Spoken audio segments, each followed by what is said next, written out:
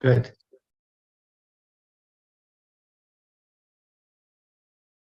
Go ahead. Welcome, ladies and gentlemen. Namaste, assalamu alaikum. Good evening or good morning, depend to all of you, depending on the time zone in which you live. We are always pleased to have so many different people joining from different parts of the world and in different time zones. I am Shobi Ali. I am an Indo-Guyanese living in London since my childhood. I have studied Caribbean culture and history and indentureship for my degree. This is the 164th edition to our Zoom public meeting. We wish to sincerely thank all of you who have contributed in whatever way to the success of this ongoing Pan-Indo-Caribbean and Pan-Indian Diaspora global project. For 163 unbroken, continuous weeks, we have been here every single Sunday. In the past 3 years and 5 months, we have featured 711 presenters from all parts of the world, speaking on 163 topics. Ladies and gentlemen, this is a weekly forum being hosted by the Indo-Caribbean Cultural Centre, a legally registered research and publishing company which has been operated since 2010. And like today, we often partner with the Amina Ghafoor Institute for the study of indentureship and its legacies, which is led by Professor David Dabadine. In order to continue this weekly program and to make it bigger and better, we are asking for your suggestions and volunteers, as well as your kind donations. Please contact Dr. Mahabir for details on this. Ladies and gentlemen, our moderator this evening, tonight, is again the lovely Shalima Mohammed, who is the co-director of this Zoom platform. She is a business teacher and researcher from Trinidad and Tobago. She obtained her master's degree in business psychology from Franklin University in the USA. Shalima, welcome. Please take over from here. Thank you so much, Shobi. So nice to have you on. It's unfortunate that Shakira is unable to make it today, but we're so happy to have you. Thank you. Assalamu alaikum, everyone. Namaste and a very warm welcome to all of you. I want to say thank you so much for choosing to be here with us. This public meeting will take the usual form of a panel discussion, followed by Q&A. This meeting is being recorded live and would be uploaded later on YouTube permanently for posterity. We are also live streaming on the YouTube channel of the Indo-Caribbean Cultural Center, and I would like to welcome all our viewers on YouTube. To avoid intrusions from trolls, Robin Ramsing, our IT manager, has muted everyone. To our speakers, please do not admit anyone, do not unmute anyone, and do not allow anyone to share your screen. Thank you for cooperating. Over the next 2 hours, we will be discussing the Indo and Caribbean exhibition at the Museum of London, Docklands in the UK. South Asian Heritage Month is being observed in the UK now from July 18th to August 17th in order to celebrate the culture, history, and achievements of South Asians. This year's theme is Stories to Tell and focuses on the histories of countries such as Bangladesh, Sri Lanka, India, Pakistan, Afghanistan, Nepal, Bhutan, and the Maldives before the partition of India. The celebration is fairly new, having only been introduced in the UK in 2019 in the House of Commons. And this year marks the 75th anniversary of Windrush in the UK, when about 500,000 people from the Commonwealth were invited to migrate and take up jobs to rebuild England after the Second World War.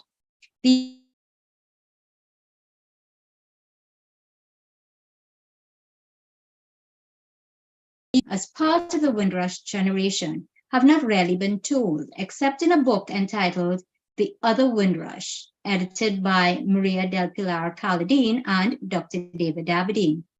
Against this backdrop, there is a new free exhibition in London exploring the underrepresented history of Indian indenture in the British Caribbean.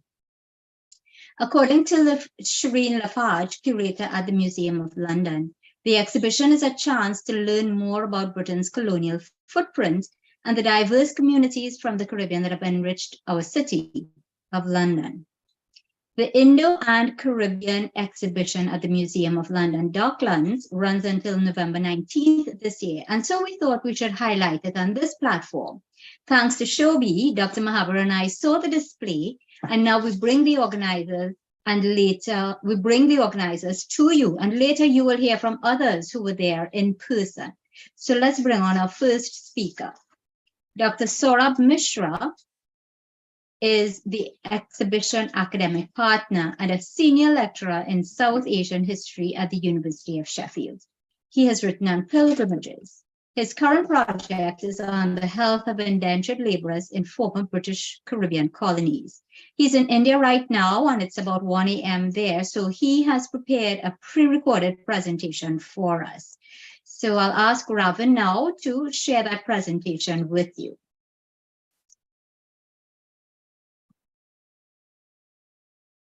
In the last 7.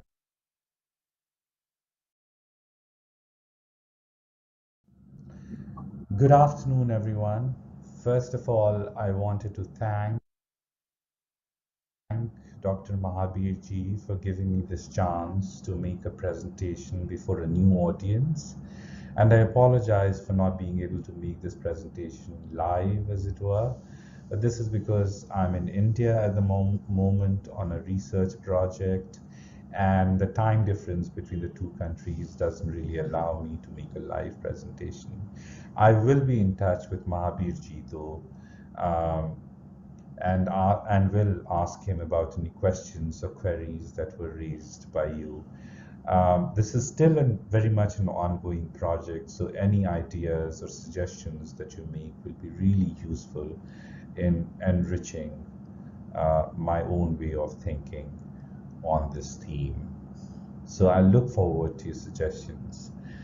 Over the course of this presentation, the main issue that I'm going to focus on is on my involvement with an exhibition that was held at the Museum of London on the subject of indentured labor, where I was hired as an academic consultant. So I want to talk about my own learnings from engaging with a new kind of audience and new kinds of experts. And I want to also briefly talk about how academic perspectives and academic ways of writing and thinking about the subject differ from how museologists, for example, look at them. But before I go into those kind of subjects, I wanted to start by giving you a broad sketch of historiography on the subject and my own perspective on the subject as well, because I think you need to know about that to grasp where I'm coming from, really. So let's start with the question of historiography in the last several decades. And when I look at historiography in the last several decades, I feel that there are 3 or 4 broader themes that emerge. One of the largest and most often discussed themes is, of course, a comparison between the system of slavery and the system of indenture. This book that you see on this slide, A New System of Slavery by Hugh Tinker, is a landmark book that made a very persuasive and convincing case about the similarities between the system of indenture and slavery. But one must mention the fact that actually this comparison began to be made not just in the 1960s or 70s, it was being made in the 19th century itself by a number of critics of the indentured system. There are a number of advantages of this kind of comparison, and it has really given us a lot of data, empirical details that we can now build on to go into different directions. Some of the things that it has highlighted, for example, include the fact that the fact that migrants were being subjected to very harsh treatments uh, within their work life and away from their work life as well, in the plantations and in the coolie lines, as they were known. They've also highlighted the fact that there was a lot of deception that was going on, not just in the manner in which migrants were being recruited from all over India, but also in the way in which they were being kept back in the plantations in many cases. Another issue that these discussions have highlighted is the question of what caused the migrants to migrate in the first place. And this question taps into a much older debate about push-pull factors. So was it because migrants were pushed out of India because of very poor living conditions, or because of recurrent famines and so on, or shortage of rainfall, or very limited choices within the subcontinent? Or was it because of the fact that, the living conditions in the plantations were better in certain senses? For example, for someone who belonged to a lower caste, it might be attractive because caste systems were perhaps less rigid in the plantation colonies. So all of these questions have been talked about for a number of years now, and we have a very good understanding of the various factors that went into creating the system of slavery.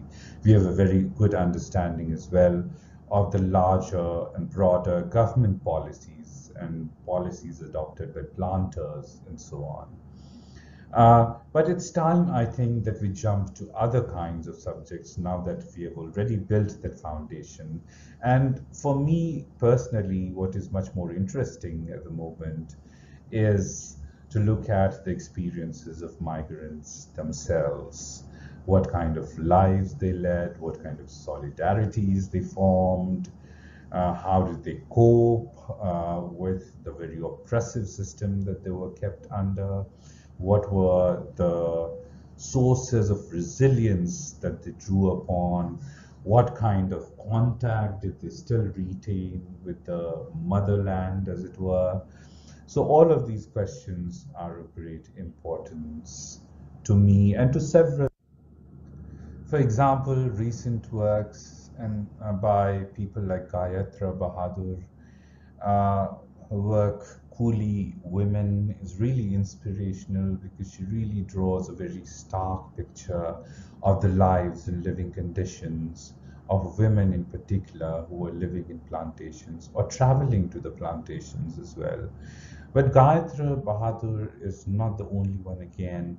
In fact, people have been interested in recovering the experiences of migrants for a long time now. Brijlal is, of course, an example that comes to mind first, because he's one of the first people to really have gone very meticulously through the immigration records and tried to trace back the journeys and lives of many unknown and anonymous migrant workers. Marina Carter, again, is another name that jumps to mind because of her work, especially her work called Coolitude, where she does a very interesting experiment of mixing facts, empirical details, with some informed speculation and some fiction as well, in order to present a broader, much more complete picture, emotional picture of the inner lives that the migrants were living. Many of these works have also shown, that there was a lot of intermixing that was going on in indentured plantations because of the various kinds of places that people gathered from. We talk now about the fusion culture that's in place in many of the former plantation colonies, and these, of course, are a very interesting subject of study. And show that people were willing to mix with each other. They were not living in silos, as it were, as might have been assumed by colonial officials and during the earlier period of historiography as well. There is also a renewed emphasis on cultural aspects of what Marina Carter calls coolitude. So, after the workday was over, when they returned to their habitations and the coolie lines, how did they gather together? How did they recover the energy that they had lost over the course of the day? How did they recuperate and gather the strength to go back to work the next day and so on? What kind of solidarities, what kinds of networks did they form? Which networks were the strongest ones? These are the kind of questions that have been coming up recently. There have also been historians who have tried to locate indentured, not just locally, but within a broader perspective of global capitalist networks and how indentured fitted in within this global network, which I think is a very productive way of looking at things. So recent works have in general been moving away from older patterns of looking at things, and they've been adopting new and productive ways of understanding. My own views on indentured labor are that, I'm much more interested in trying to recover the experiences of the migrants themselves, as is actually the case with many other historians as well. In the last 10 years or so, I've seen a trend where people are much more interested in trying to look at everyday experiences and so on. And The other issue that I'm really interested in is the issue of violence and its psychological impacts. Uh, of course, violence was an underlying feature of the system of indenture. It was all pervasive, as it were. But somehow, whenever historians have discussed the question of indenture, of violence in the context of indenture, they have focused much more on physical forms of violence, physical forms of cruelty.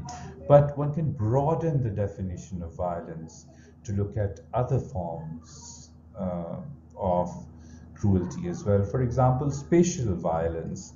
The fact that, the migrants were given the idea that they belonged only to the coolie lines, and that was their space, and that Europeans had their own separate, much more privileged space where they were not allowed to intrude or ingress.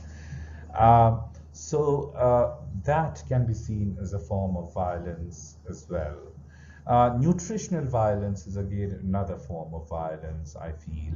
So the lack of proper nutrition, especially after doing a hard day's work, the fact that many of them might be malnourished, many of them might be suffering deprivations, that can be seen as a form of violence as well, because that has physical as well as psychological impacts, as several anthropologists have shown us as well.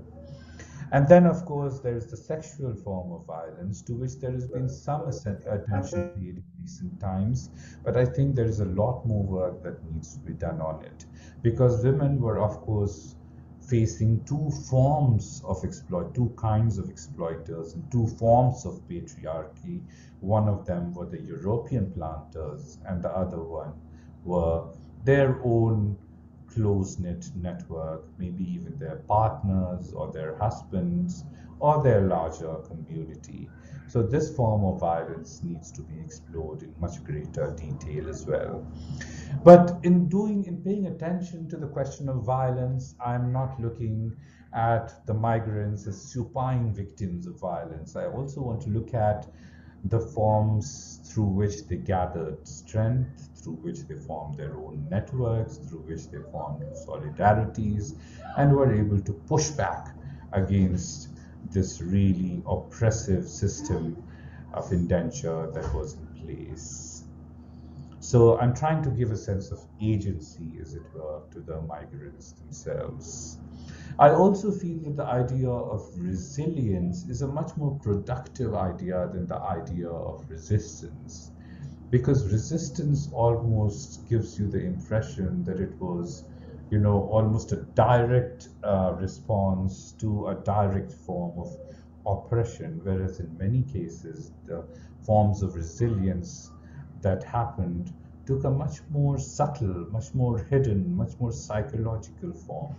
And it is to those kind of hidden forms of resilience, emotional resilience, and other forms of resilience that I want to pay more attention to.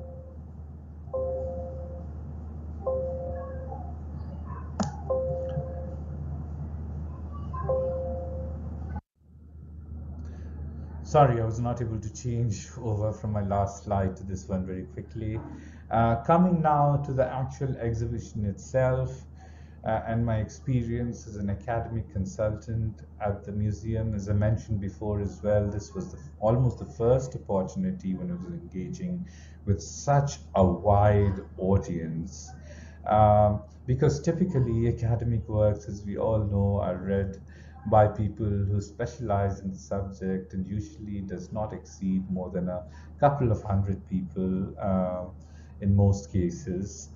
Uh, and During my interaction with the museum, I also understood the importance of language and how you use language within academics and within museums. And I'm going to talk briefly about this issue in the next few slides.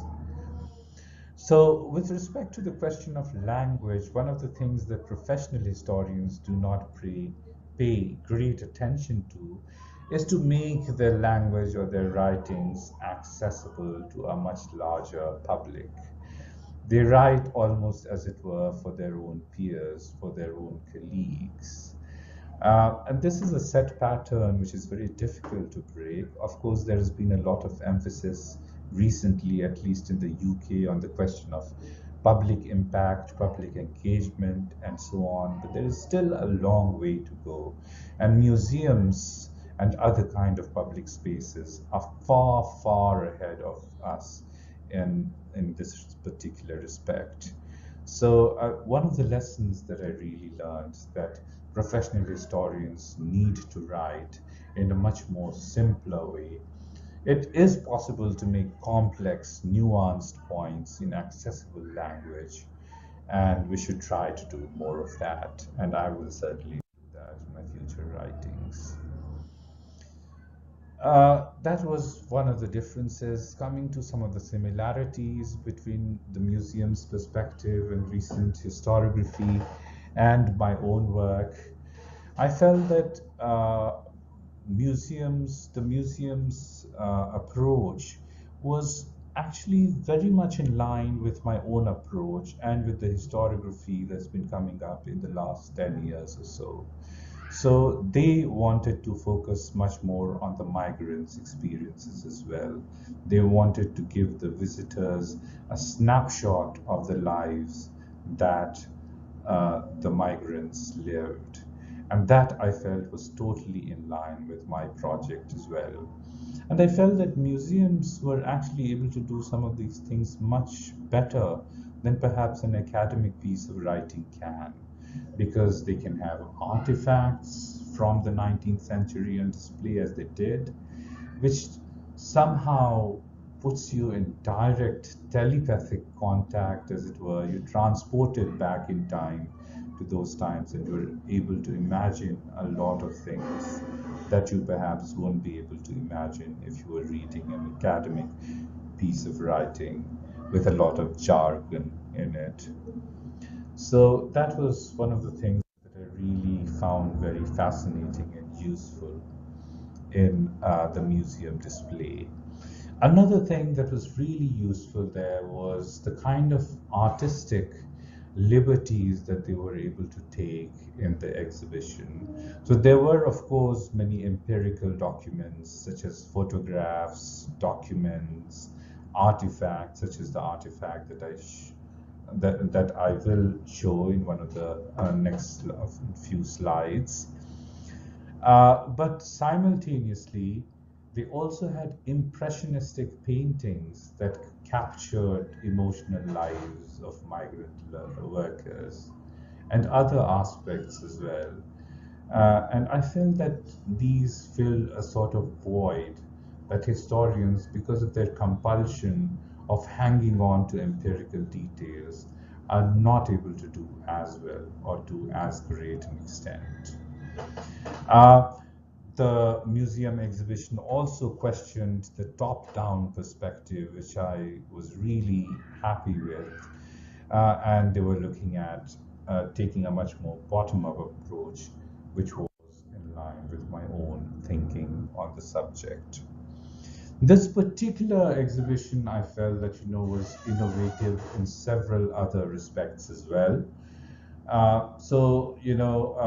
There is this larger, much, it's in fact a subdiscipline in itself nowadays, museology and history of museums. And a lot of theoretical insights have been put forward within this particular subfield.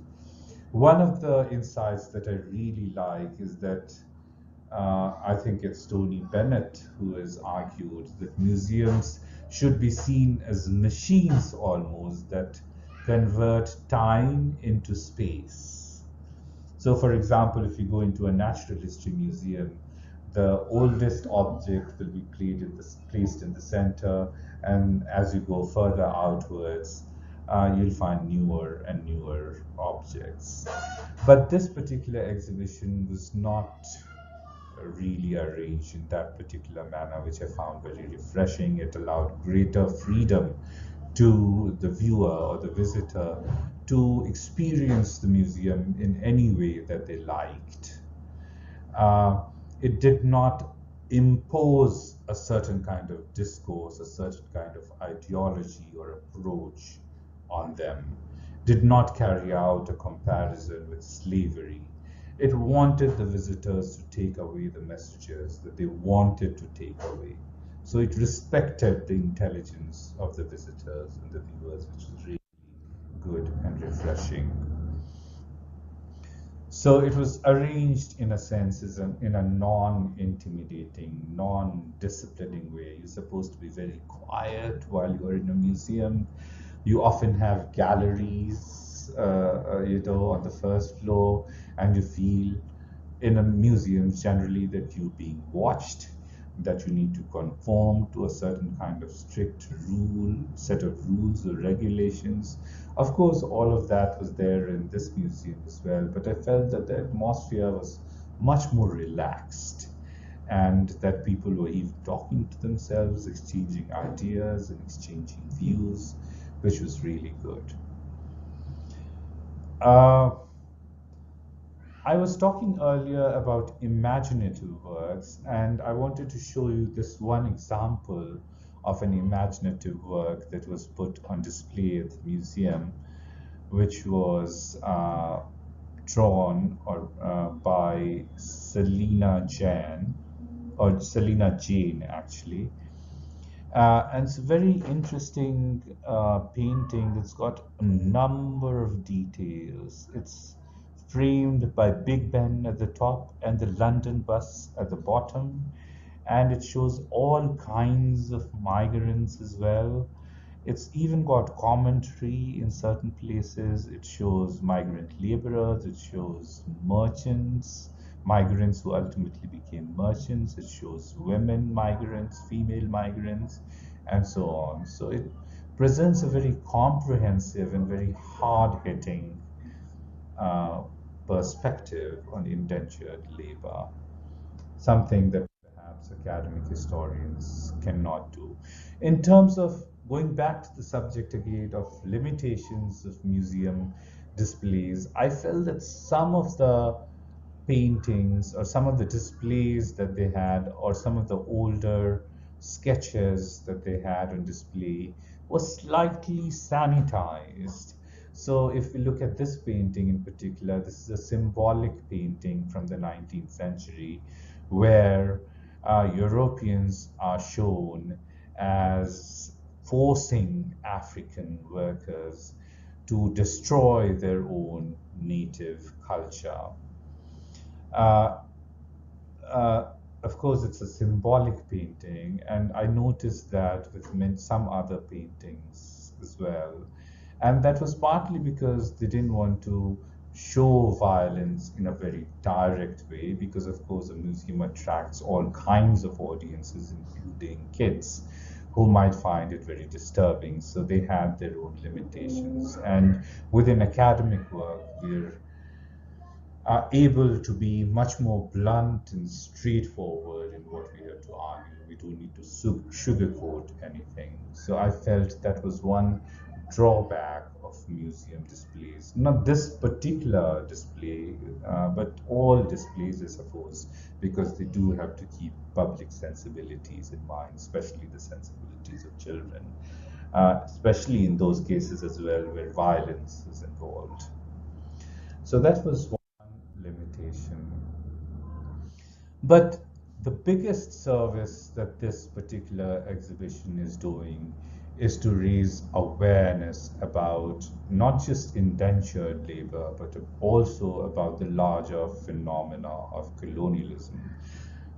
Many of you will probably know this, but some of you might be surprised by the fact that YouGov, a survey agency in the UK, carried out a survey not very far back ago, where they interviewed a number of people and they asked them the question of whether they would say there was something to be proud or something to be ashamed of in British Empire.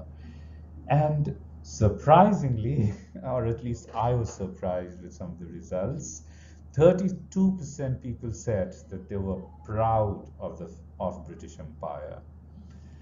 37% was somewhere in the middle, saying that there was nothing to be proud of or ashamed of. The fact that they felt that there was nothing to be ashamed of in British Empire is again a red flag for me.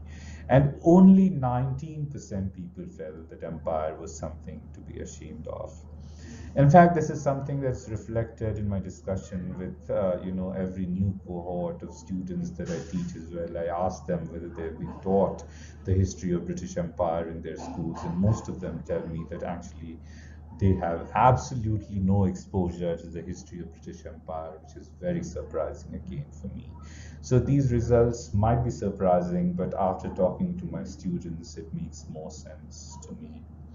And with respect to indenture, I think very few people in the UK actually even know that indenture existed. They feel that slavery, the system of slavery, ended 1870 in the 1830s, and magically everything, all forms of bondage, disappeared into thin air, as it were. Uh, and very few of them know that it was actually replaced by a system that was very akin to the system of slavery. At least my students are very surprised when I tell them about the system of indentured labor.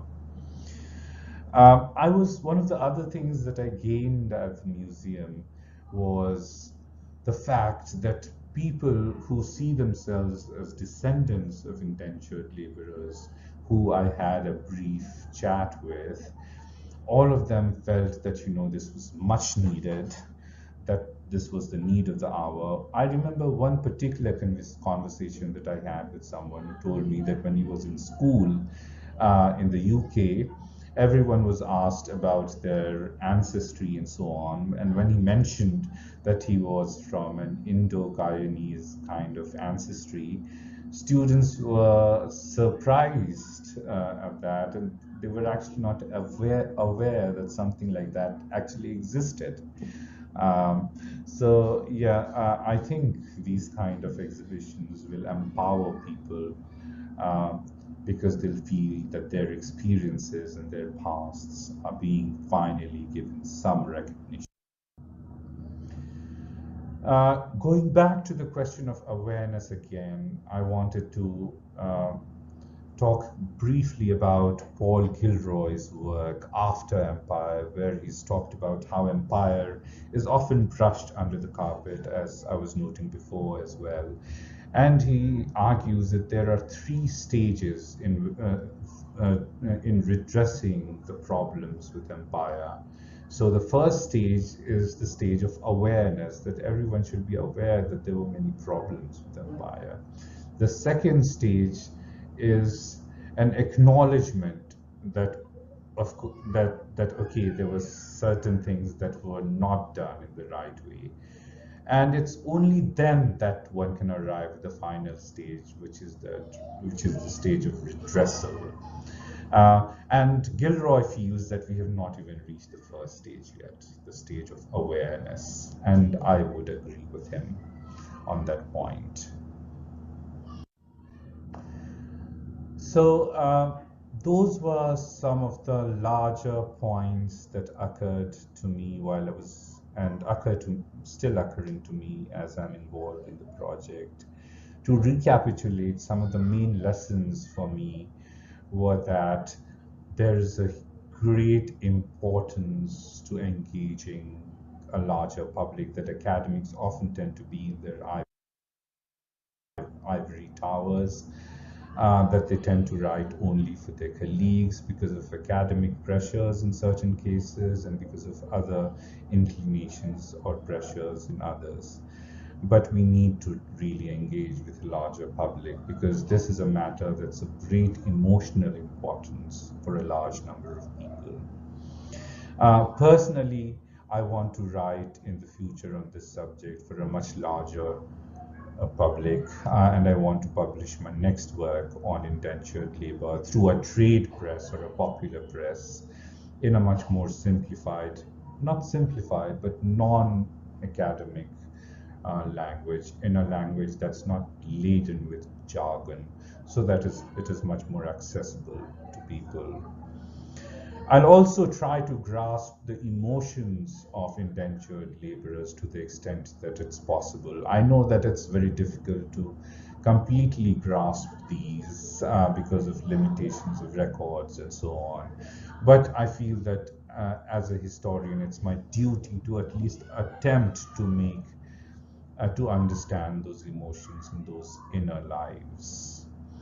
I don't want to put myself into the shoes of those migrants, because that will be impossible. The kind of experiences, that harrowing experiences, life-changing experiences that they went through is difficult for me to understand fully. But at least I can keep my ears close to the ground. I can read sources against their grain. I can try to hear silences and whispers wherever possible. And I can try to present those silences and whispers that are pushed to the margins to the extent that's possible for me. I'll stop there for today then. I want to thank all of you once again for listening patiently to me, and to Mahabirji in particular for giving me this chance.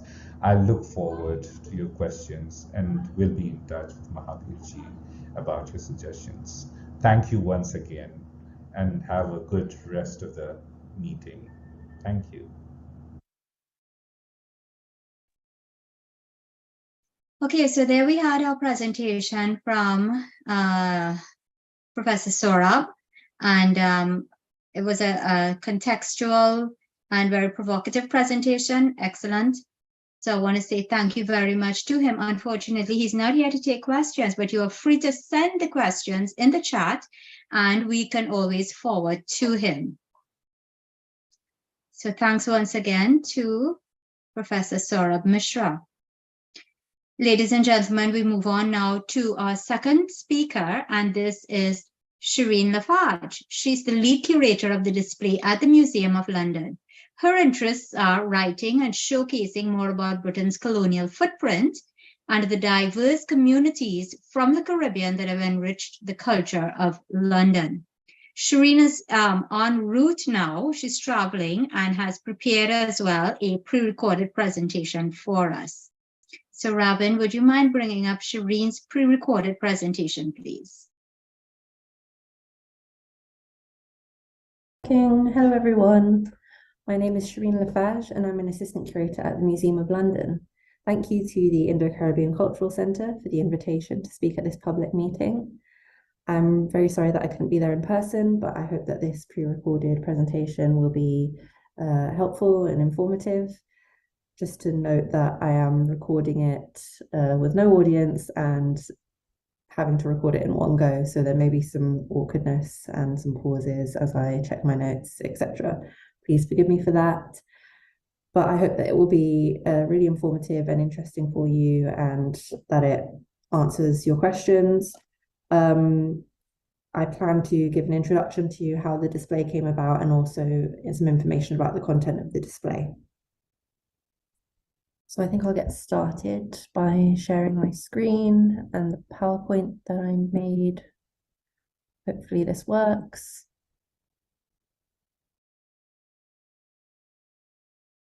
Yes, I think that's working now.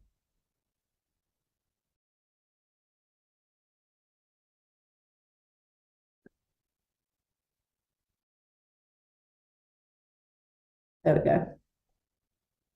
So Indo+Caribbean, the creation of a culture is our new temporary display at the Museum of London Docklands. It opened in May of this year and it will be closing in November. So that's a 6-month run.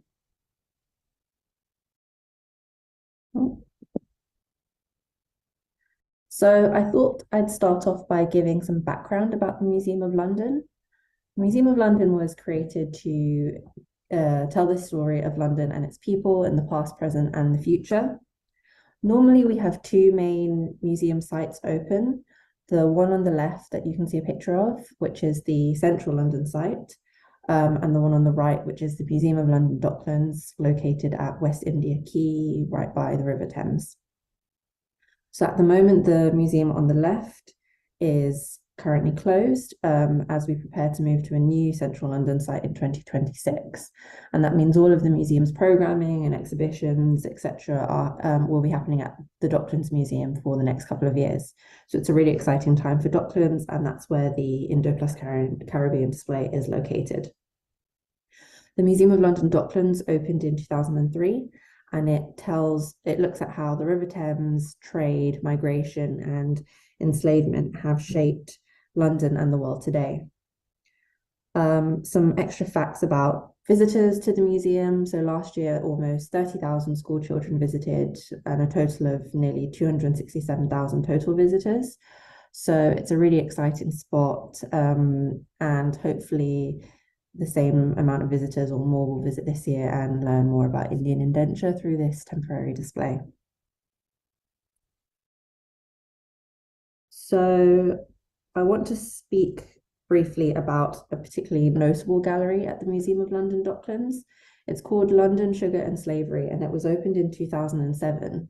It's one of only 3 permanent galleries in the whole of the UK that's dedicated to telling the story of the British trade in enslaved Africans.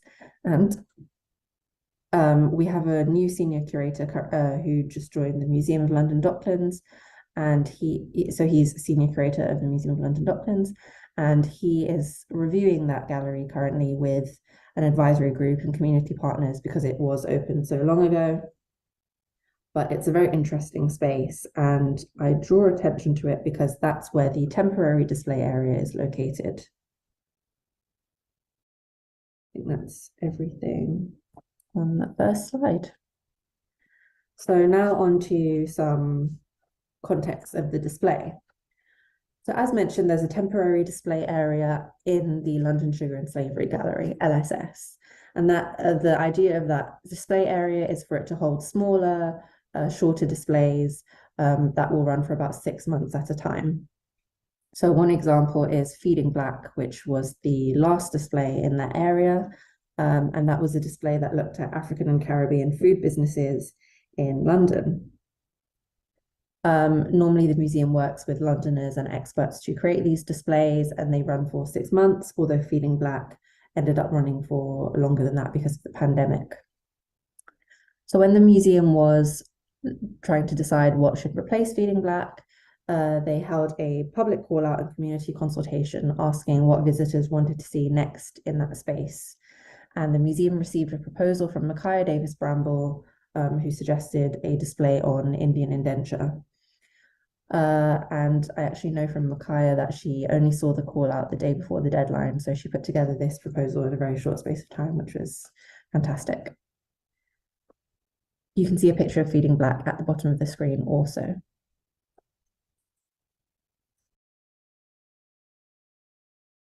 So now I'm going to talk a little bit about Micaiah, who proposed the idea for the display. She is, so that's a picture of both of us at the bottom. She's on the far left, and that's us with representatives from the High Commissions of St. Kitts and Nevis and India. Micaiah is a curator and archivist with a particular interest in decolonizing museums. She also currently works as a project curator at the International Slavery Museum up in Liverpool, and recently embarked upon a PhD in Caribbean history with a particular focus on women. She's of mixed Caribbean heritage, so Montserrat and St. Vincent and the Grenadines. And when speaking about why she proposed the idea to do a display on Indian indenture, she said that this is a very underrepresented history, so it's important to do exhibitions, etc., and have this history in museum spaces. And she also rightly said that you cannot understand Caribbean history without understanding Indian indenture. Micaiah did want to be at the public meeting today, but unfortunately had to cancel, so apologies for that.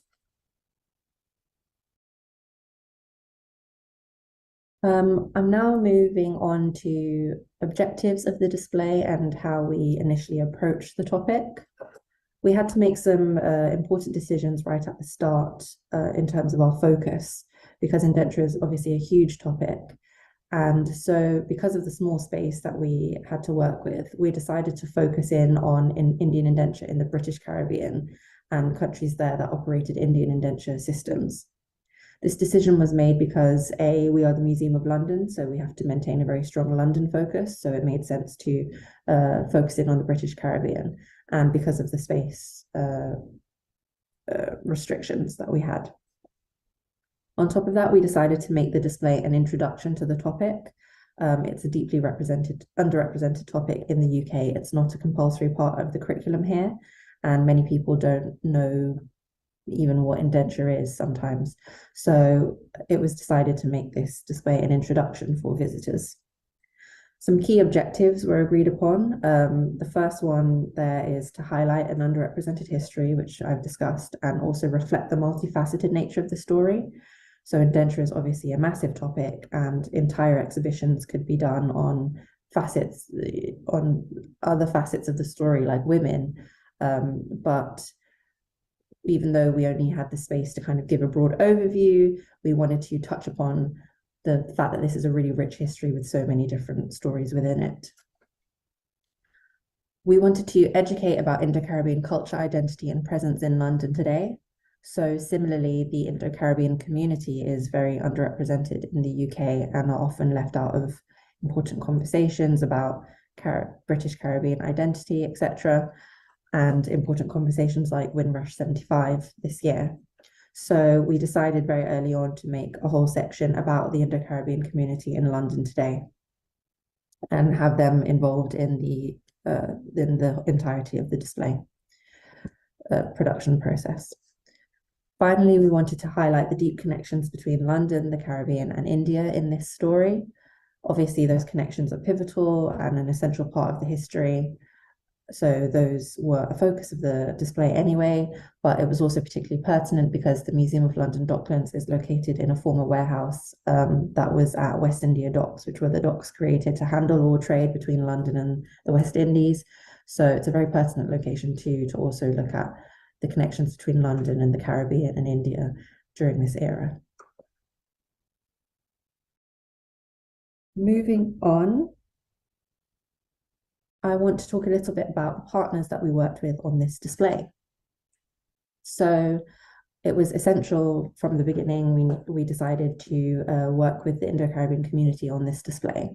And we did research and we found out about not all of them, but we found out a lot about some of the amazing initiatives and projects that are going on around indenture currently in the UK, and institutions like the Immunogafor Institute.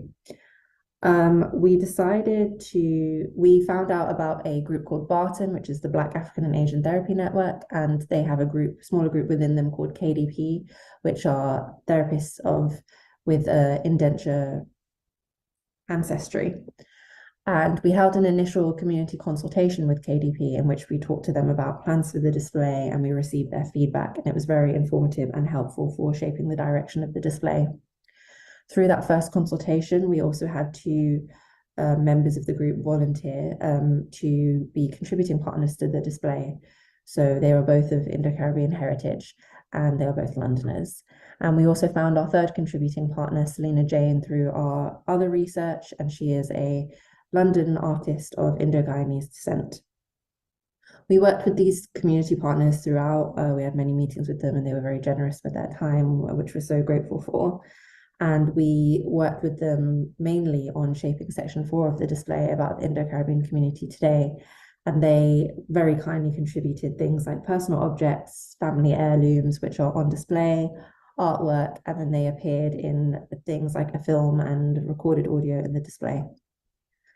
We also have worked with an academic partner on this display, Dr. Saurabh Mishra, who I believe is in this public meeting today. He is from the University of Sheffield, and he worked with us throughout to check our content for accuracy. He also wrote an accompanying handout for the display with us and allowed us to use some excerpts of an article he wrote in the display. So moving on to a look at the actual content of the display. You can see an image there taken from one of the side walls. And I think it gives a pretty good look at how the display shaped up. So as discussed, it is a broad overview of the story of Indian indenture in the British Caribbean. It begins with 3 main historical sections. The first is about the beginning of Indian indenture. The second is about the journey on the ships from India to the Caribbean. And the third is about life in the Caribbean for Indian indentured laborers. We then have a 4th section, which is about the Indo-Caribbean community in London today. We have a number of fascinating, really exciting objects in the display. Some of these are loan items. So as you can see in that image, there's a case that contains a few of our loan items. One of them is a real indenture contract on loan to us from the National Archives. We also utilized some items from our own collection. So we did an initial search and found that although we don't have much in our own collections on indenture, we did have a few relevant items. So you'll see in the image, there is a sugar sample there attached to the wall. We also have a photograph on display that unfortunately I don't think you can see very well here, but it's a photograph of an indenture ship called the Chenab in 1928 when it was docked right outside where the museum currently exists at the West India Docks. We used the conclusion to try and encourage further interest and exploration from our visitors. As mentioned, the display gives an overview, but we really hope that people will take that interest and take their knowledge further and learn more about this history. So we've tried to encourage that with our text and with the artwork on display, but also with a handout that we created with Dr. Mishra, in which we signpost a number of really useful resources for anyone who wants to learn more about this history. And we also have some small pieces by Dr. Mishra that do a deep dive into certain aspects of the indenture story that we touch upon in the display, like there's a piece that he wrote about Bihar in India and its connection to Indian indentured labor. And he also wrote a piece about Chinese indentured laborers. So it's a really useful and interesting handout. Some key points about what we've done throughout the display. The first is that we really tried to highlight the voices of the indentured throughout. Sometimes that was difficult where there was a lack of first-person sources, but we have some really interesting aspects in there. For example, audio excerpts of an article in which Dr. Mishra used things like criminal records and ship records to really draw out personal stories and experiences of Indian migrants on that journey on the ships from India to the Caribbean. So we try to do that throughout, and also to highlight voices of the community today. So as I mentioned, section 4 is all about the Indo-Caribbean community in London today. We have some amazing items that our contributing partners lent to us, like some gold bangles from Gisela that have been passed down through her family, and some photographs from Selena, such as a great photograph of her uncle Danny, who emigrated from Guyana to the UK and worked as a London bus driver. So, but also really importantly, we recorded a film with our contributing partners that is on a screen in the display. So they sat down over doubles and Polari, and they answered questions for us by discussing amongst each other the questions, which were things like, how do you feel about London? How do you feel about the indenture histories in your family? And how have you explored them or tried to find out more about them? It's a really interesting conversation that provides incredible insight and a real hit with visitors who get to watch and listen to that conversation. So moving on, since the display has opened, there have been a number of supporting activities. We've had an events program which is continuing to run, so there will be more events in the future. One I would like to highlight is that we had a screening of a film called Darbury Diaspora, and then that was followed by a Q&A with some members of the Indo-Caribbean community who talked about things like food and identity. And it was a fantastic evening, really high turnout, really engaged audience. It was brilliant. We have on our museum website a section called Discover, in which we do deep dive articles on particular topics. And we've published a couple related to indenture history since the display has opened. So there's one about Indian indentured laborers, women who were Indian indentured laborers, and one about Indo-Caribbean Windrush stories. And throughout, we've tried to use our platform in all the ways that we can to bring this subject to light and bring it to different audiences, particularly in this year of Windrush 75. So I think that's everything. Hopefully this was an interesting presentation and provided you with some context and some info about the content. And yeah, I've added in our Museum of London website and social media channels if you want to keep up with the display and the museum more widely. I hope everyone has a great rest of the meeting and rest of your day. Thank you. So I want to say thank you very much to Heidi Lafarge for giving us her time and sharing with us. That was quite an insightful presentation. To those of you all who are asking questions and you've requested, for example, Heidi, you asked for the PDF of the handout. We will try to get it to you via email. Okay, so for those of you all who would also like to get that handout, please just send us a message in the chat and we'll try to facilitate as best as we can. At this point in time, we pause for a musical interlude now. And essentially, this is because one commonality among Indians and people of Indian heritage is that no matter where they come from in the diaspora, there's a love of Indian music. So here we highlight how music pulls Indians together, even under the skies on a cold night in London. Ravin, can you please bring up that piece?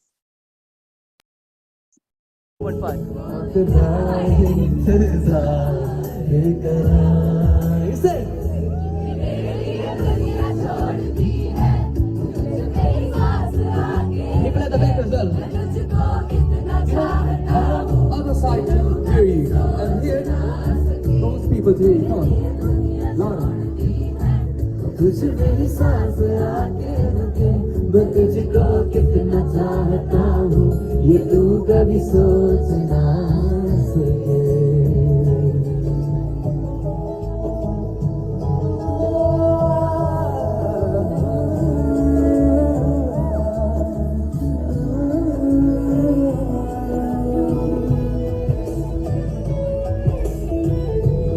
Hindi में बता दूं अभी एक ही ठहरा है मुझे लेकिन council ने मुझे आकर रोकना दे कि क्राउड भी बड़ा हो रहा है कुछ भी नहीं है ये जहां तू है तो है इसमें जिंदगी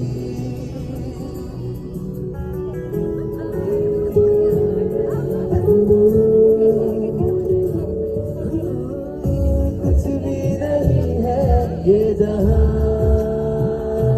तू है तो है इसमें जिंदगी अब मुझको जाना है कहाँ तू ही सफर है आखिरी कि तेरे बिना जीना मुमकिन नहीं न देना कभी मुझको तू फासले मैं तुझको कितना चाहता हूँ ये तू कभी सोच ना सके तेरे लिए दुनिया छोड़ दी है तुझ पे ही सांस आगे रुके मैं तुझको कितना चाहता हूँ ये तू कभी सोच ना सके Thank you so much everyone.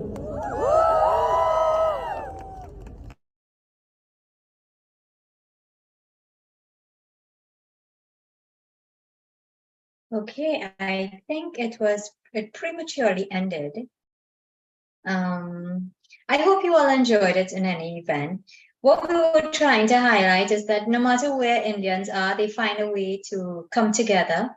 And I would like to think, based on what Shireen was just explaining, I would like to think that in that audience, there would have been some Caribbean Indian folk, in addition to those from all over the South Asian India diaspora. That song, Sochana Sake, is from the movie entitled Airlift, composed by Amal Malik. And you would have noticed that in the audience, it largely consisted of a young Indian woman.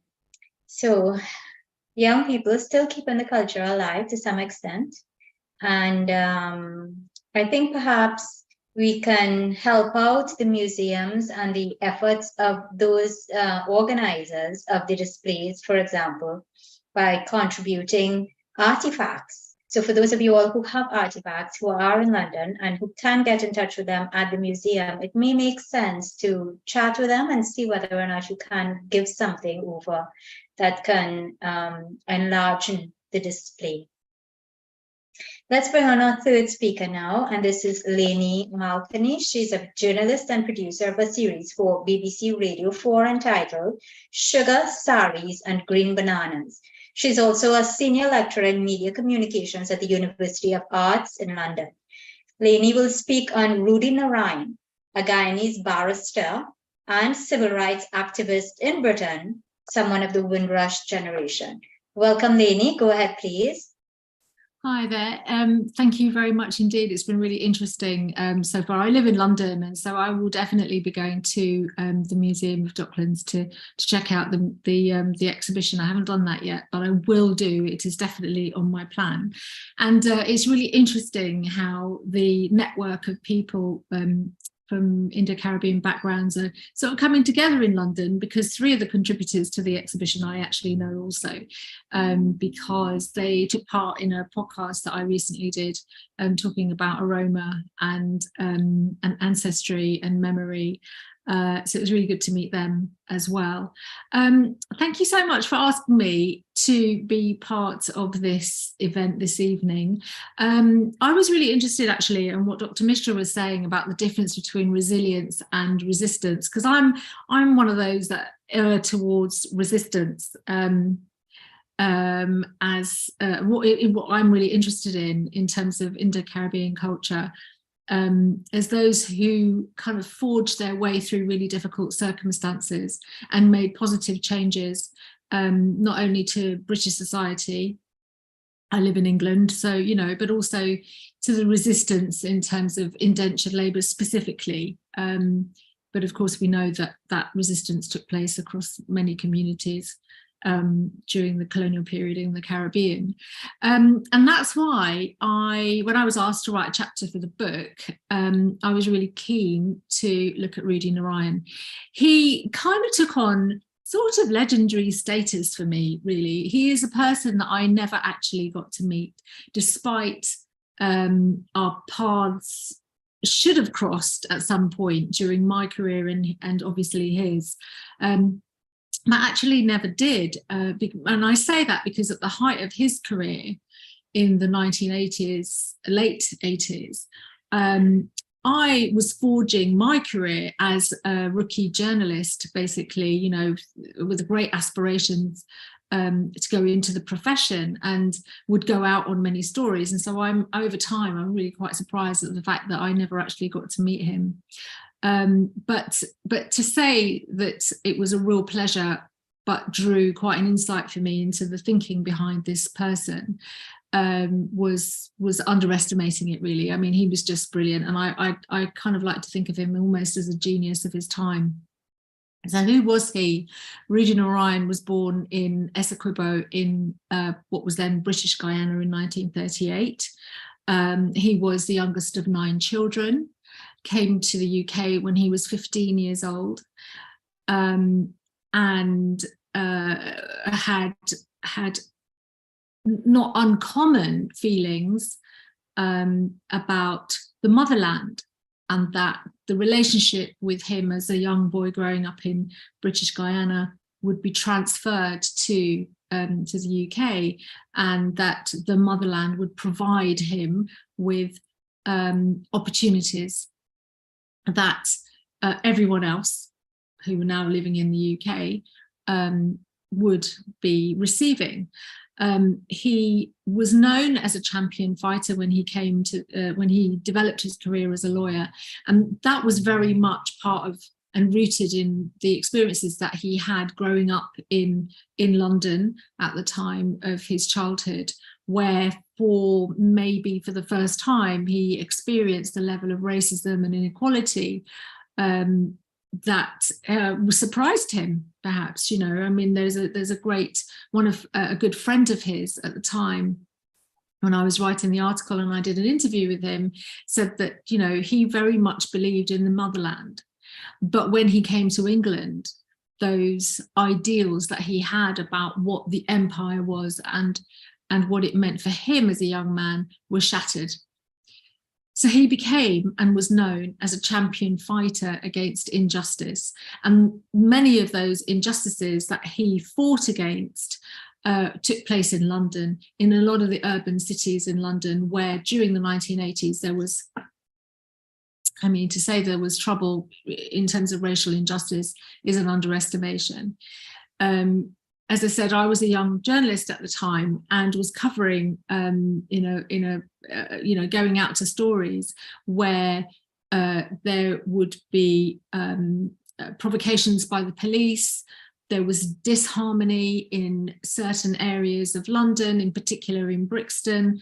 And that is really where Rudy Narayan began to make his name in those communities, in defending those people who would then be picked up by the police and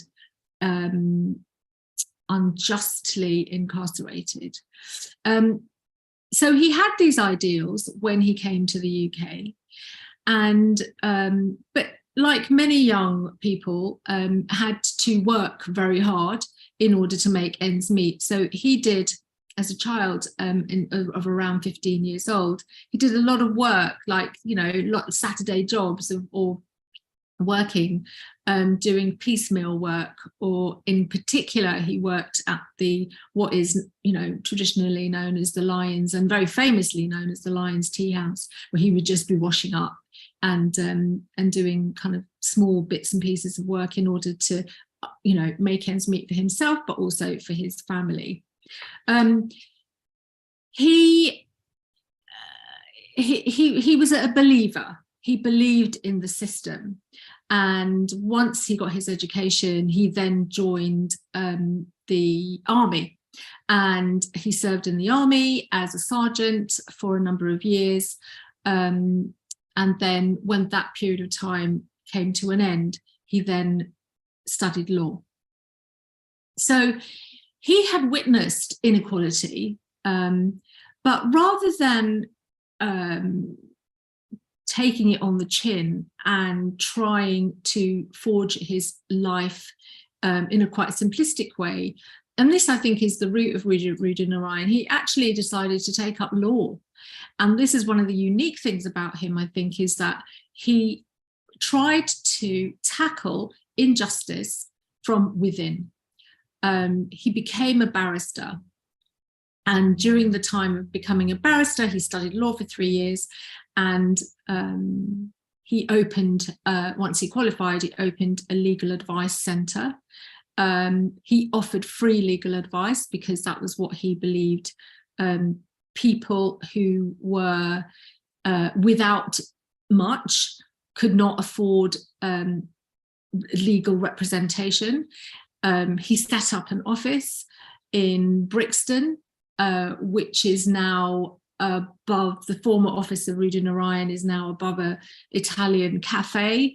But you know, if you look up if you look up at that Italian cafe from a distance, you can see that there's now a blue plaque that is there in his honour.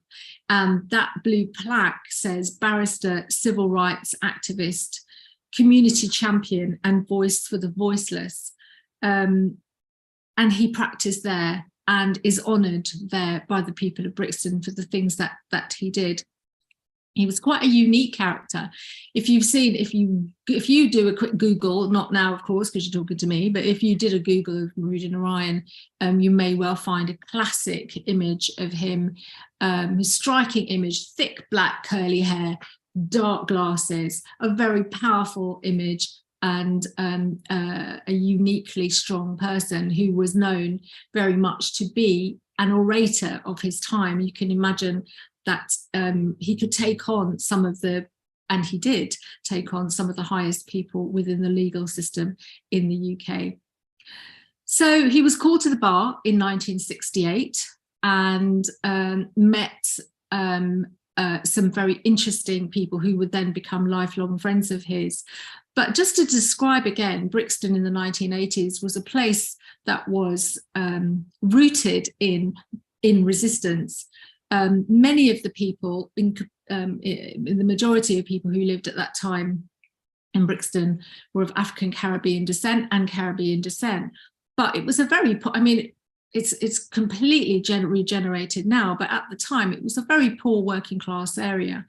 And there was a lot of clashes between local youths in particular and the police, who these young people would then be arrested, then asking for representation, and then denied a Black or Asian counsel, and only told that they could only then be seen and represented by a white solicitor. And this is the kind of thing that was going on at the time. And these are the kind of things that Rudy Narayan came to learn about. He wasn't aware that this was taking place, but once he did become aware about, he challenged the system, and in effect calling the bar institutionally racist, which you can imagine didn't really go down very well. But this is the point about Rudy Narayan. He was willing to call people out, and in some ways was what led to his infamous reputation, but also led to his downfall in some ways. So Brixton was at the time a place of oppression for many people. There was a lot of tension in the area between people of colour, in particular African Caribbean people. And it was there that Rudy Narayan decided to set up his offices. There was huge deprivation there, as I've already said, and underinvestment. And so these were very poor areas, but it became a very fertile ground for community activism. This, in a way, was his calling, because he was a very just person and he believed in equality and was incensed by injustice. So as a civil rights barrister, as I said, he challenged the law. Now, at the time, I mean, you can imagine that you have many lawyers coming and training in the UK from the Commonwealth, and pretty much were treated as second-class citizens, because those who were educated in the UK, white barristers, were there wasn't a level playing field, basically, and so there were a lot of things to challenge at the time. In 1995, local people clashed with the police over the death of a young black man, and Rudy gave up his office, which was based in Brixton at the time, to journalists so that they could continue to report openly and fairly about what was happening in Brixton at the time. And I've spoken to journalists from that period in time who now write for the Voice newspaper, or were editors of what was the Voice newspaper, who've said that he was a real champion, because at that time he enabled journalists, black journalists, to report what was going on, and they used his offices for free. And that was very much what he was about. I mean, at the end of the day, how are you supposed to challenge the law if you have no money? And barristers of that ilk who were willing to stand up for communities like that were far and few between. So it's interesting to think about his journey to becoming such an activist. So he was, as I said, he was born in British Guyana. He was the youngest of 9 children. He came to the UK. There wasn't a lot of money. He had to work as a young person in a country that he didn't fully understand, but in a country that he believed was right and just. And these ideals for him were shattered. So it's really interesting and intriguing, actually, about why he decided then to go into law. But he did, and in 1965 he left the army and he went on to study at Lincoln's Inn and was called to the bar in 1968. I mentioned that he met some really interesting people at that time, and Sighat Kadri QC, who is from the Commonwealth but of Pakistani origin, they became great friends. And it was he that said that these ideals that the British had talked about a lot, the notion of fair play and equality, were shattered. And so he set up a number of things in order to enable those without power, those without finance, to find a way to negotiate their way through the law. But he very much did take this to heart, that the expectation that he had was not fulfilled. There was this 2-tier system, as I talked about Rudy Narayan, the 2-tier system being that white barristers had the pick of the crop in terms of the kind of court, the kind of people that they represented. And that those lawyers that came from a Commonwealth background were not really qualified enough. And this led to Rudy first acknowledging the concept of institutional racism, which is something that we talk about a lot in the UK, in terms of the police, for example. So such was his acknowledgement of the injustices that was happening in London in particular at the time. It could have been easy for him to just walk away from the bar, from this organisation that could make positive changes. It could have been his choice to do that, but instead he didn't. And this is why I find him so fascinating. And in 1969, with Kadri, they set up the Association of Afro-Asian and Caribbean Lawyers, which is now known as the Society of Black Lawyers. Now, that was in 1969. It then became the Society of Black Lawyers, and have been instrumental in giving support to solicitors, lawyers, however you want to frame it, of colour, who are coming into the profession and still experiencing many of the things that Rudy Narayan would have experienced in the 1960s. So that's the first thing that he did. He set up this amazing organisation. As a result of setting this up, many of those who were in the Law Society actually accused him and Kadri of creating a form of legal apartheid, which shows the level of I don't know, just just lack of understanding, of inquisitiveness, of investigating what was actually happening within these communities. To call it some sort of legal apartheid without actually investigating what was really going on behind the scenes, I think there was no acceptance of institutional racism at that time within the legal profession. This again is within the backdrop of an ever-growing anger against inequality. And during the 1980s, this spread to other cities, urban areas in the UK, including Bristol and Handsworth. And of course, I'd mentioned Brixton. In Brixton, he set up the Brixton Defence Committee. And that was, again, to give voice to those people that had been arrested during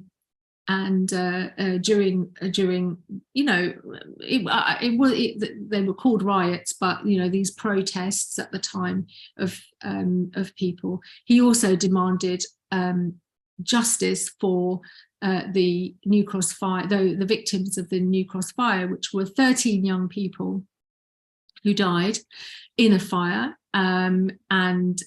which was found to be racially motivated. And so he demanded that they be represented equally.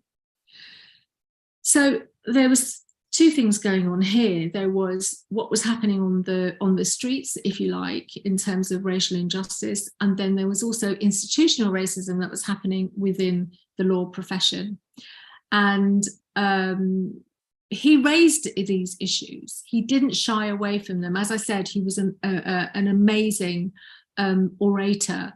There are some interviews that I sourced whilst I was writing the chapter about him from a radio station called LBC, which again I worked for at some point. So again, I don't really know how we never crossed paths. But anyway, and if you ever get an opportunity to listen to his words, to his eloquence when he delivers an interview or a speech or is in court, it's really quite something to hear. He was a man who spoke the Queen's English eloquently and could take on any QC within the bar. But unfortunately for him,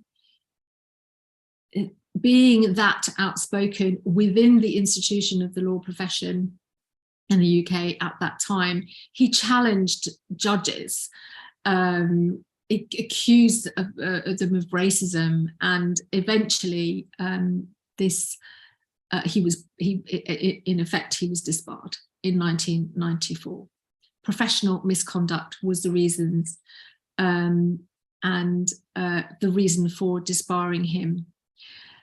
Another element to Rudy Narayan was the fact, and I don't know the answer to this as yet, but I noted, and I can't remember who, I think it was Dr. Mishra, was going to look at sort of mental health within Indo-Caribbean communities. I don't know the amount of pressure that he must have been on at the time, but he also drank heavily. And in effect was an alcoholic, and this was a double blow in terms of his life and life expectancy. And but I don't know whether the pressures that he was under in terms of the institution, the establishment, is what led to that level of drinking. But it is a really very sad kind of situation for him to have been in. Such a brilliant person, a brilliant lawyer that was revered by his peers. Michael Mansfield QC, who is an eminent lawyer in this country, described him as one of the great orators of his time, that he could have been a brilliant lawyer. But unfortunately, it wasn't to be. He died in June 1998 of cirrhosis of the liver, which shows the extent of his drinking. but you know, a person who I think today would be hugely revered. Of course he was of his time. I believe his memory should be kept alive. I love the fact that the plaque is there in Brixton and hangs now above an Italian cafe, meaning that Brixton has become this regenerated area where middle-class people go and sit down on the streets, not really necessarily knowing the history of that area, but that if you look up, you will see that plaque of this barrister, the work that he did, the way that he championed people. And I think that I really do feel that his memory should go on and be remembered furthermore. Thank you. Thank you so much, Lainey. I agree with you based on his contribution. He really should be remembered. And incidentally, I was reading your chapter today in the Second Wind Rush, and I was pleasantly surprised that you spoke so highly of him and so completely about his contributions. I want to thank you very much. If anyone has questions for Lainey, please go ahead and raise your electronic hands and I will call upon you. Meanwhile, I want to bring on someone who was actually a part of the display at the Indo+Caribbean exhibition. And let me introduce you all to Vidya Maharaj. She would have read some of her poetry at the women's event that Shireen Lafarge mentioned in her presentation. Vidya would have also conducted her own research and did some event work with the KDP team and the National Archives.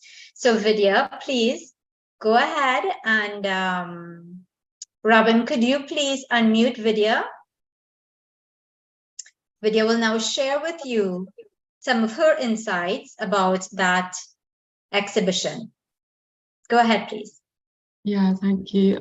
Firstly, I would just like to say to Lainey, I've met Lainey before, so I was involved in Lainey's thing about food, aroma, and so on. And actually, you mentioned that story about Rudy there, and to hear it today, to hear the fullness of it, that I felt very moved by all of that. And partly because I know Brixton and the area and what was going on at that time and so on. So it was very kind of moving. Thank you. In terms of, yeah, I'm part of Shireen's exhibition in the London Docklands, and it's a big building, as you saw from one of the photographs, and we have it has several floors. It's on the dock, you know, in the Docklands, where, as was mentioned, the boats and so on used to dock there with sugar and other commodities from the British colonies. And the two people that curated it, they've done a great job, actually.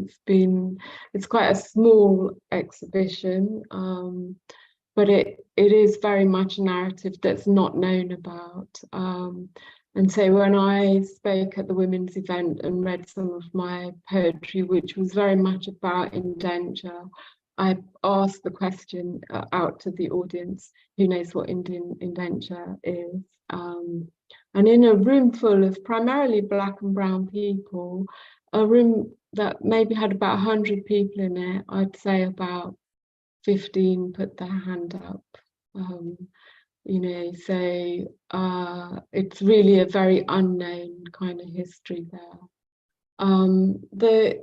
The location of the museum is so relevant, and you know, a bit further down that same location is a Tate and Lyle, like a sugar, you know, Tate and Lyle factory that's still operational and stuff. So it's incredibly significant in terms of the location.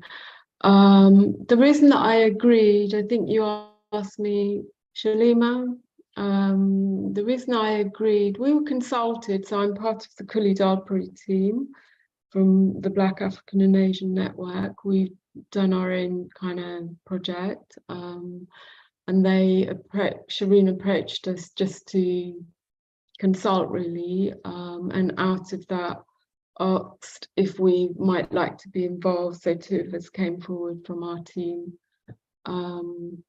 Yeah, and so that's how we became involved. Was there anything specific that you wanted to know? Vidya, for the benefit of the audience here, can you please share a little bit of the information that you would have given in that interview that is running at the display? Right, so the bit that I was involved in, what we talked about, that it was over food. There was quite a lot of food, and we talked about primarily about being Indo-Caribbean with indentured history and British, right? So we talked about kind of what it is to be British and Indo-Caribbean, right? So there was a lot of stuff about how we keep our culture alive, some commonalities around food, some, exploration around food and faith, music, a lot of stuff around how do we, play out our Indo-Caribbean culture in Britain, in a country that doesn't know about it. And how does it get to exist, and so on. So I was on a part of a video to do with that. Seluna contributed a lot of stuff that was to do with her father, her grandmother, and some artwork. And her artwork is her recreation of a sort of imagined kind of scenario of what Indian indenture might have been like. And it's really detailed. I think the chap put up, the professor from Sheffield put up a black and white version, but when you get to see it really close up, it's really detailed and quite striking, really. And Gisela actually contributed some things with her father. Her father worked in sugar. Her father's father was a labourer in sugar, and so as the generation, he was then a manager in sugar. So gone from grandfather that's indentured to father that's a manager. So a bit of that sort of stuff is around there. Yeah. Thank you so much for sharing. To those of you all who are in the audience, I encourage you to go to the museum and to see the display, and you'll be able to hear Vidya's interview there. Thanks again, Vidya. At this point in time, Mr. Augustine John has his hand up. I know you have a question, so I invite you now to go ahead and to ask. Can you unmute your mic? Yes, thank you so much. I just want to make two comments. One is that I know that on a couple of occasions you've used the term Windrush generation. I am pleading that we do not give that concept legitimacy by using it in the way that we do.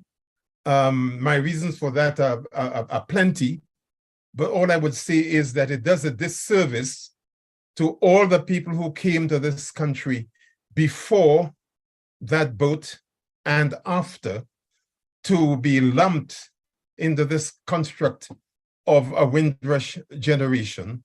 It does not help our young people to understand our history or the history of the Black presence in this country before and after 1948.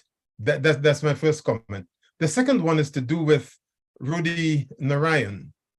One of the main functions we have performed as a people in this society has been building communities of resistance. And those communities of resistance were built over a period of decades in relation to the criminal justice system. Rudy was pretty central to that. I worked in Manchester for about 3 decades or so. And he and his brother Harry generously came to Manchester regularly to run legal surgeries for young people who were then being persecuted, and that's not too strong a word, by the Greater Manchester Police, led by a man called James Anderton at the time, especially after the 1981 uprisings in Mossad, of which I was the chair of the defense committee. Rudy's contribution to that defense process was inestimable. And what I particularly am grateful for is the fact that people like himself, Paul Boateng, with Bernberg Pierce, before he lost his way and joined Tony Blair, and others like them, came regularly to Manchester to run those legal surgeries. But their work was not just in relation to those young people and others within that community of Mossad, etc., who were being unjustly treated by the police.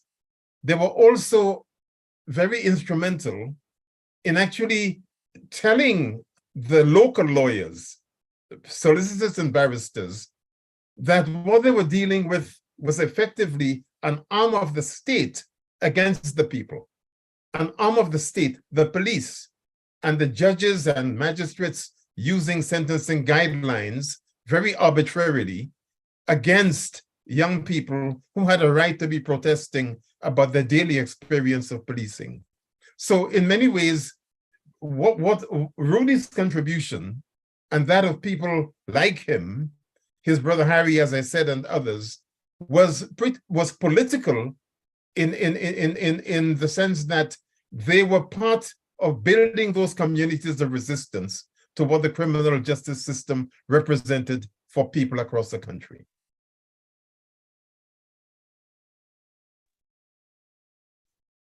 Mr. John, is that all that you needed to comment on? Yes, thank you so much. Thank you. Thank you very much. Thank you for talking again about Rudy Narayan. In reference to your first comment, I have to say, you know, the Windrush generation, the terminology is used by UK politicians. It is also used by the media, and it is on several books. So on this platform, we have no choice but to use it. And until the jargon changes by the politician to represent that particular point in time about migration that actually occurred, we will continue to use it until it changes. Thank you, though. I take your point. I want to bring on now Mr. Khalil Ali, and Mr. Ali is someone who would have visited the museum and visited the display that we talked about. So Mr. Ali is an Indo-Guyanese who has been in financial management for a long period of time. He's now retired. He's the author of 3 books and is an acclaimed singer. Mr. Ali, welcome. Can you unmute your mic? Yeah. Okay, well, thank you very much for that. I must say that I apologize for missing so many of these conversations over time, but I'm happy to be able to make this one. I did visit the exhibition just about the day after it opened, actually, before I go into just a few things I want to say about that, and one or two other things, is that I want to commend, and I'm sure this platform will do so, Makaya Davis Bramble, the curator and archivist, who recommended that indentureship should be included in such a place. I really feel humbled by that initiative, actually, and all the people involved in the presentation there. And more so because the whole museum is essentially more about enslavement and all of that history. So I have to say that when I visited it, it took me a little while to actually find it, by the way, when from the entrance to the back in one of the rooms on the floor. But having done that, it was a little bit, in my impression, limited, but that's understandable because I gather now from what I've heard from the presentations that there might be some more work in enhancing the information that's there. and other things. One thing I found that was also interesting is that, and I mean, obviously with an exhibition like that, you can't have people paid to sit there and talk to visitors who want information there and then.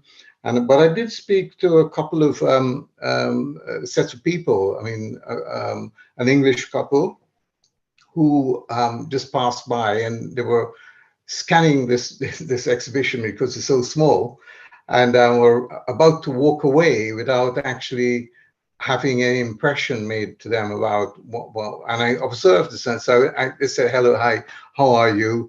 By the way, I would like to know a little bit more about this because I do know a little bit about this." So they listened to me, and it was very interesting for them to have that conversation. And then another family, but the mom being an Indian Guyanese, and her children of mixed race, and they were keen to find out about their mom's heritage.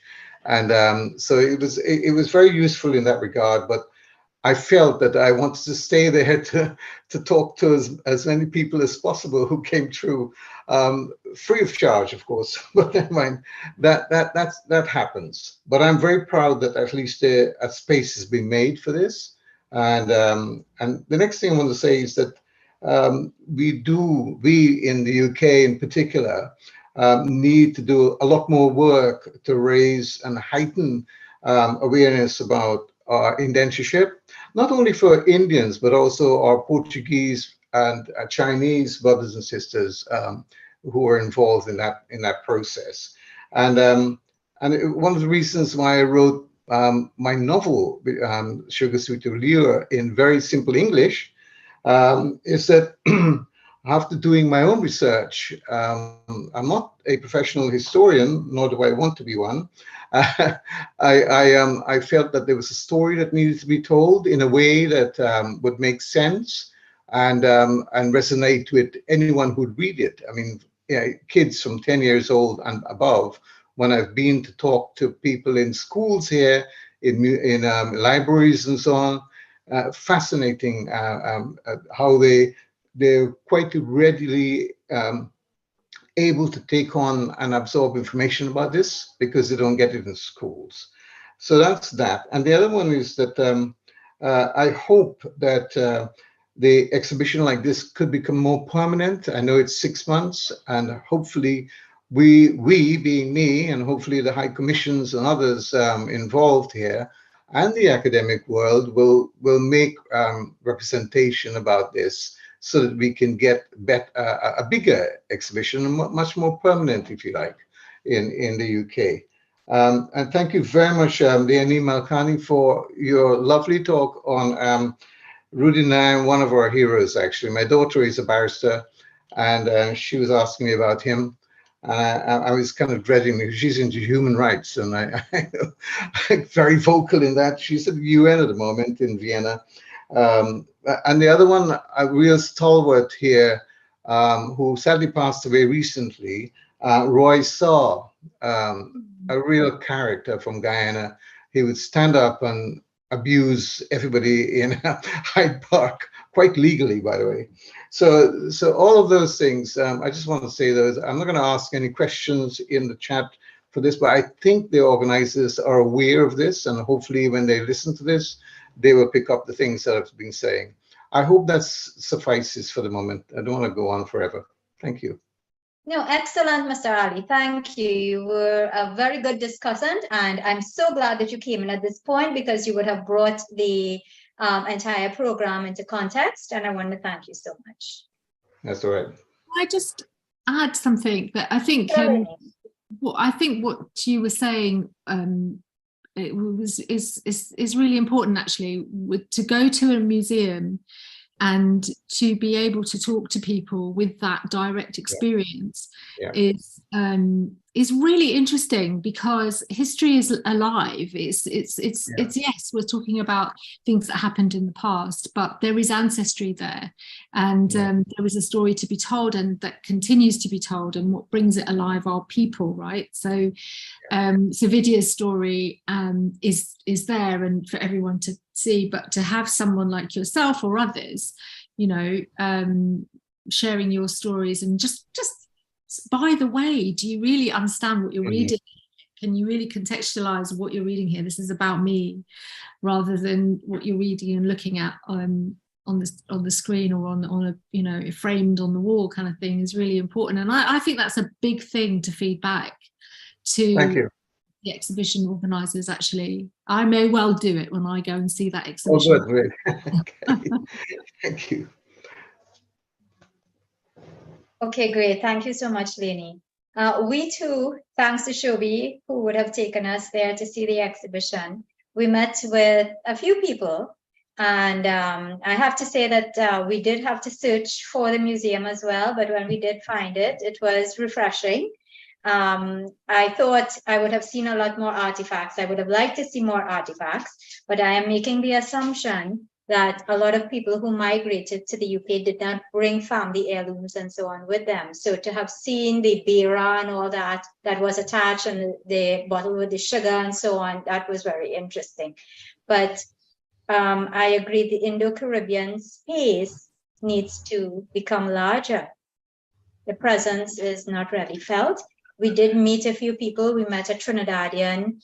She had left here about 40 something years ago, and her daughter was there, and her daughter was saying that her children don't know anything about the indentured experience or their grandmother's experience. So for those of you all who have been involved and organizing and so on, this is something that you can probably work on. And if we can help in any way, please feel free to let us know. Our goal here was to highlight the Indo+Caribbean exhibition that is at Docklands, and I hope we've done that. So I want to say thank you very much to all of our speakers, to those of you all who contributed in any way. Thank you very much for being here with us. We will bring today's program to a close now, and I'll ask our chairperson Shobi to take over. Thank you. Could I just promote my book? Sugar, Sugar, Bittersweet Tales of Indian Migrant Workers. If anyone would like to buy that book, you can. But also, for free, just go and listen to my documentaries that I made for BBC Radio 4. You just need to Google Sugar, Saris and Green Bananas. It's the story of indenture, my family, ancestry, contextualizes indenture. And when it went out, it was reviewed in like national newspapers. It was pick of the week in another newspaper, and mainly because people just didn't know where the sugar that they put in their tea every single day came from, and it made sense to them once they listened to. So, and there's no cost to it. You just have to Google and listen to it. I'd urge everyone to do it. That's me done. Okay, thank you very much. And Mr. Ali, perhaps you'd want to call out the titles of your 3 books as well. Oh, well, well, okay. I did Sugar, Sweet Allure. I'm happy to hear that the word sugar is used in a title. That's great. I thought I would just write a book and share it with my family, really, and it wasn't interested in the commercial aspect of it at all. And then I was invited to India to speak about it amongst an amazing collection of historians, lots of PhDs in a room. And here I was talking about this story, which in fact did resonate very well. And then I was asked to write again, follow up the story. So I wrote The Domino Masters of Demerara, which is about 3 villages playing a domino game in Guyana, where I grew up.